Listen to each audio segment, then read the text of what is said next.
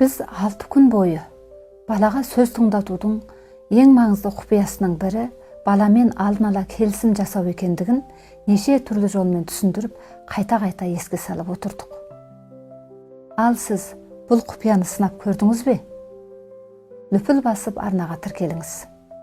Енді осы баламен алдын ала келісім жасаспағандықтан реніш туылатын бір жағдайды өз отбасымдағы нақтылы бір мысал арқылы айтып беруді жөн көрдім. Бұл әңгіме университет бітіріп, бұл күнде қоғамда еселі еңбек етіп жүрген азамат болған ұлымның 14 жас кезінде болған бір жағдай еді.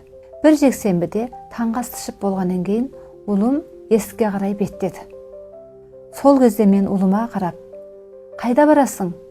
Әзір екеуміз сенің көзіңді тексертуге докторханаға барамыз", дедім. Ұлым дереу маған қарап, "Жоқ, мен бармаймын", деп есікке қарай жүре берді. Содан мен де өре түрегеліп, "Неге бармайсың? Бүгіннен басқа менде де уақыт жоқ қой." "Барамыз деген соң барамыз. Қайда бармақшысың?" деп едім. Ол да ашуланып, "Жоқ шеше, мен бармаймын", деп аяқ киімін кие бастады. Сонымен мен өзімді сабырға шақырып, даусымды барынша бәсейтіп, оның жанына барып ақырындықпен, "Сен қайда баратын едің? Bir жаққа бармақшы ма едің? Ең жақсысы екеуміз докторханаға барайық. Бүгіннен басқа күні менің де уақытым жоқ, сенің де уақытың жоқ қой", дедім. Сонымен ол маған қарап, "Шеше, осы сендер не деген қызықсыңдар? Неге маған алдын ала айтпайсыңдар? Мен де достарыммен уәделесіп қойғам. Бәріміз бүгін допқа баратын боғамыз", деді. "Кешір балам, кешірші мені. Менде қателік өтті. Саған айтпаған менің кінәм. Әсілі саған кеш айтып қойым керек еді.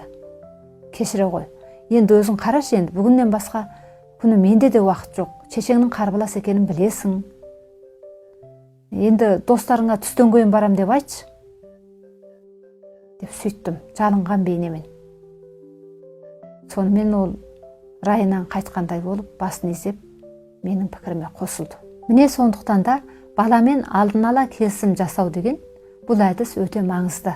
Бұны сіз де сынап көріңіз.